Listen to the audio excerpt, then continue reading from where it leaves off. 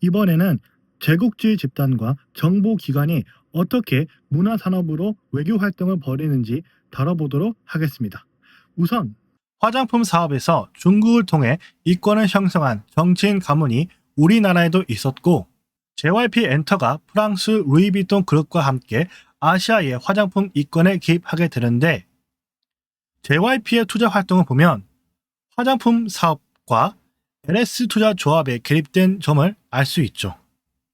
여기서 JYP의 협조를 받은 LS 투자 조합의 뒷배경엔 신성 델타테크를 이용한 반도체 이권이 있었고, 이를 위해 JYP가 자사의 파트너스를 포기한 이후엔 4차 산업에 연루된 로봇과 인공지능에 필요한 부품 사업에 집중하기 위함이 아닐까 싶네요. 오세훈의 서울시가 갑자기 한류와 함께 유럽의 패션 업계에 협력하면서 한국 화장품 사업에도 개입하여 일본 쪽 시장까지 관리하려 하는데, 여기서 참여한 4컴퍼니가 특이하게도 오랫동안 JYP 아이돌을 광고 모델로 쓰면서 일본 활동에서도 똑같은 JYP 출신을 등용했죠. 하필이면 서울경제진흥원도 서울시와 함께 한국과 일본 간의 화장품 이권을 구축하기로 결정했는데, 여기에 발맞추는 회사가 일본에서 등장하기 시작했죠. 해당 회사는 레인메이커스로 다양한 브랜드를 담당하는데, 빨간색으로 칠해진 브랜드에선 포옹컴퍼니 사례처럼 오로지 JYP에 소속된 아이돌로만 광고 모델로 활용했죠. 자세히는 이러한 SNS 활동을 오랫동안 하기도 했습니다. 화장품으로 일본에 협력한 오세훈 아저씨가 오스트리아와 이탈리아를 방문하는데, 하필이면 오랫동안 마피아가 개입한 지역이었다는 점에서 비밀리에 회동을 했는지 의구심이 듭니다. 특히 화장품 위주로 동유럽에서 외교 활동을 벌이는 점엔 화장품을 정치적으로 돈 세탁하는 데 필요한 범죄 조직을 모색했을지도 모르죠. 게다가 서울시의 팀원이 지원을 받는 오렌지 스퀘어의 이정배 대표도 화장품에 집중하고 있죠. 큰 그림에선 마피아로 점령된 이탈리아 밀라노의 이스라엘 정보기관이 활동한 이후엔 마피아의 돈 세탁을 이용하려는 유대계 세력의 손길이 아닐까 싶네요.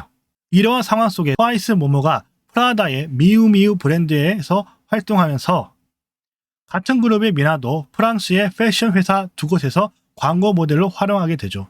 그러면서 해외 패션쇼에 이어 부쉐론의 지원으로 레드카펫까지 참석한 배경엔 2년 전부터 프랑스의 루이비통 그룹이 아시아로 진출하려는 외교 활동에 오세훈의 서울시가 협력하면서 필요한 휴민트를 만드는 과정이 아닐까 싶지만, 전체적으로 보면 이러한 외교적인 이권으로 이루어질 수 있다고 판단하고 있습니다.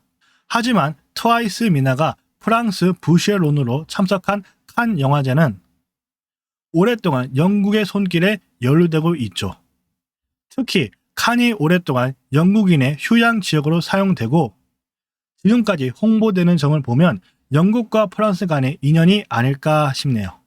아무튼 사나가 유럽과 미국을 위주로 다양한 브랜드의 광고 모델을 동시다발적으로 맡게 되면서 이러한 우연의 일치에 연루된 게 아닐까 싶습니다. 물론 음모론일 수 있지만 9월쯤 미국 사회에 큰 혼란을 준 찰리 커크 암살 사건이 발생했는데, 암살 직전에 사나가 미국으로 출국해서 사건 이후에 귀국하게 되죠. 사나가 출국하기 직전에 박진영이 이재명 정부의 문화위원장으로 임명되는데, JYP가 AI 사업을 시작하겠다고 선포하자 이재명 정부가 AI 산업을 육성하겠다고 발을 맞추고 있죠. 여기에 오픈 AI가 숟가락을 제대로 꽂으면서 이재명 정부와 우리나라 정재계가 환영적으로 협력하고 있죠.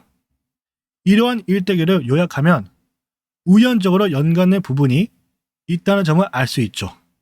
여기서 찰리 커크가 암살된 원인은 트럼프의 위험한 약점과 유대계 세력을 건드렸기 때문이었다고 봅니다. 그러면서 한국과 미국의 극우단체가 서로 결탁하고 있는 상황에 찰리 커크가 숟가락을 꽂아서 한국의 정치 이권에 개입했고, 기독교를 이용하면서 반서방적으로 아시아의 적대적인 고립주의를 키우는 선전 활동을 했죠. 여기서 찰리 커크가 참석한 빌드업 코리아에서 신세계 그룹과 미국의 PSL 홀딩스가 개입했고 세계로 교회와 함께 빌드업 코리아에 관여한 여의도 순복음 교회는 북한에 개입하려고 시도하고 있죠. 그래서인지 트럼프의 장남이 여의도 순복음 교회에 방문하고 이영훈 목사가 트럼프 취임식에 참석한 점은 북한과 중국 쪽의 이권을 가져갈 준비가 아닐까 싶습니다. 이러한 외교에 가까이 연루된 손현보 세력이 이권을 가지는데 방위물이 될 수 있는 전가운 세력을 제압하려 했지만 둘 다 법적 문제로 벼랑 끝으로 내몰리고 있죠. 하지만 전체적으로 기독교 집단이 중국으로 범죄 자금을 세탁하려고 우리나라를 중국의 노예로 만들려는 위험한 외교를 벌인다는 점입니다. 물론 찰리 커크 암살로 전 세계의 극우 단체가 하나로 뭉치긴 했어도 트럼프 세력은 외교적으로 이권을 창출하기 위해 고립적이고 방해되는 마가 세력을 벌이려고 하고 있죠.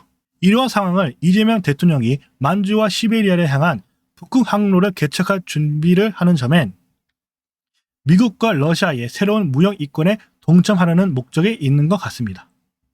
특히 산하가 비공개적으로 프랑스로 출국한 시점에 맞춰 이재명은 블랙록이 한국으로 동아시아에 진출할 수 있게끔 협약을 크게 맺으면서 미국의 정치 외교에 담합하여 동유럽과 중앙아시아가 미국 편에 서도록 하수인 노릇을 잘 하는 듯 합니다.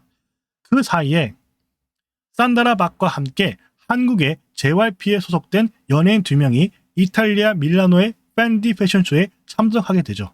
그런데 같은 지역에서 트와이스 모모도 오니치카 타이거로 동아시아의 연예인과 함께 패션쇼에 참석하게 됩니다. 아무튼 큰 그림으로 요약하면 사회적으로 큰 영향을 끼치는 분야들의 상호협력이 이루어지는 것 같습니다. 그리고 우연의 일치들을 나열하면 각국의 여론과 산업을 이용하려는 활동에 다각적으로 확대되고 있죠. 이러한 상황을 불리하게 판단한 중국이 한류를 다시 옥죄고 있지만 한류가 중국을 제압할 문화 공작의 휴민트로 쓰여진다는 의구심이 들어서 JYP 엔터 위주로 나열해보니 트와이스 나연이 미국 가수의 제작에 참여하고 있지 재령이 이탈리아에 협력하는 베르툼 이벤트에 참석한 사이에 니주가 홍콩에서 콘서트를 했고 사나가 프라다 패션쇼에 참석한 이후에 엔미스가 마카오에서 콘서트를 했죠.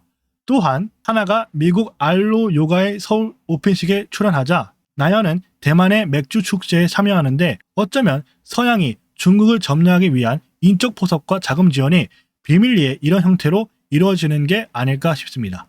추가적으로 사나가 프랑스의 YSF와 영국 그라프 행사에 참석하자 이치가 영국 자본에 개입된 홍콩의 콘서트에 출연하고 이치가 도쿄와 상하이에서 팬미팅을 하는 동안에 스트레이키즈가 영국에서 공연하게 되죠. 또한 이치가 스페인 바르셀로나의 한국 경기 게스트로 참석한 이후에 8월 초반에 미국에서 여러 한류 행사가 이루어진 점은 미국 쪽에서도 이러한 문화 공작에 동참하지 않았을까 싶네요.